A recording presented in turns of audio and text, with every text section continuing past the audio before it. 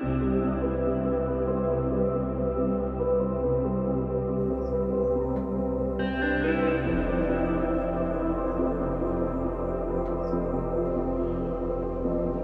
a nerve I've got. What a nerve. You know, it comes to festival times throughout the year, you know, like Christmas and New Year and your birthday and festival times. And something strange happens to me. I like to celebrate, but I have a preconceived idea of what celebrating means. You know, I've had diabetes too for a long time, and I manage it. I talk about I've cured my diabetes and my insulin resistance. Okay, um, but when it comes to festive times, I just appear to lose all discipline, all, you know, I have a happy life and I have a really enjoyable diet, and and I have interest in non-alcoholic drinks that I really enjoy, like kombucha and milk. And it's just amazing that when these festivities come around, I consciously drop all that, drop all my eating habits, and I start eating Christmas cake, that fruit cake that is so full of every lovely, delicious things, and Christmas puddings, okay, and mousse, and oh my goodness me, it just carries on. And you have all these shortbread biscuits. Oh, I could die for shortbread, okay? But I don't eat it during the year. I don't go through it. I don't need it. But when it comes to festive seasons, something happens. Subconsciously, there is something that triggers. And I tend to ignore something that could kill me. You know, high sugar levels could definitely attack your cardiovascular system.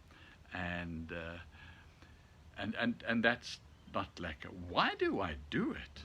Okay, what a nerve do I have to do that?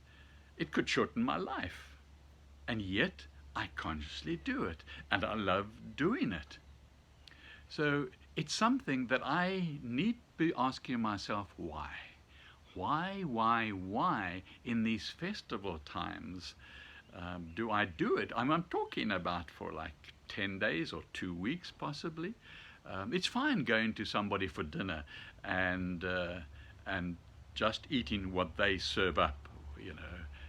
I'm never a person who says, I don't eat that, okay? I eat what gets served up and I finish it, okay? Whether it's got a lot of sugar generating starches or whatever, it doesn't matter, or carbs. But when it comes to the end of the year and the festive season, I carry on for 2 weeks.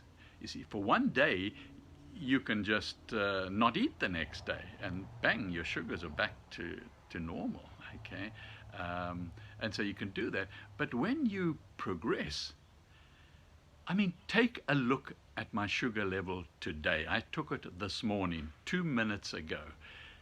Have a look at it. It is over 15. That is dangerously high. And I've just come back from a walk, and a walk soon after I woke up. So I've had about 10 hours of not eating anything. And it gets to like 15.7.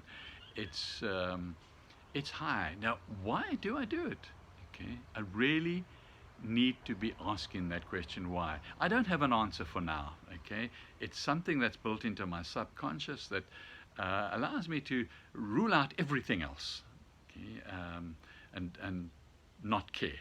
Okay, so talking about how I deal with it quickly, and I do it through fasting. Now, throughout the year, I do almost on a daily basis, an 18-hour fast, anything from 16 to 18-hour fast, where I would eat an evening meal and I wouldn't eat again until about 2 o'clock, when my wife finishes her teaching lessons and we have lunch. And so, I have lunch and dinner, and I don't have breakfast, and it's not a big problem. And that's how it handles every day. And my sugar's under control, and as soon as it gets out of control, like it is now I've got to go on a much longer fast. So I will fast for as long as it takes to bring it down into the sort of mid single figures, somewhere around 7 or 8. I'm happy with.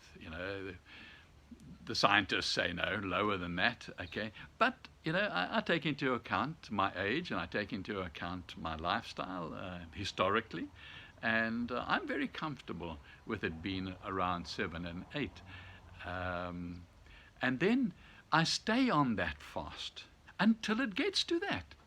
Now, during the year, after one of the festive binges that I had, it was actually 20 point something, and I actually fasted for 5 days, only drinking water, and it took that long to bring it down to the figures I'm talking about now. Okay, but under normal fasting, I would definitely drink green tea. Green tea has so much benefit for any type of illness, but certainly diabetes, or certainly while you're fasting. Okay, drink green tea. The other one is filter coffee, black filter coffee, unsweetened, just as it comes off the pot, out of the pot, like this.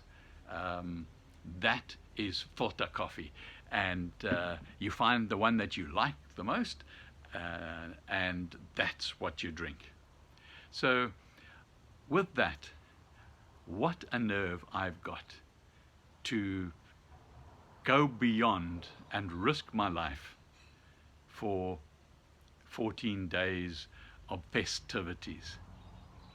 What a nerve. Let's drink to my why, so that I understand that will never happen again, except for one meal at a time occasionally.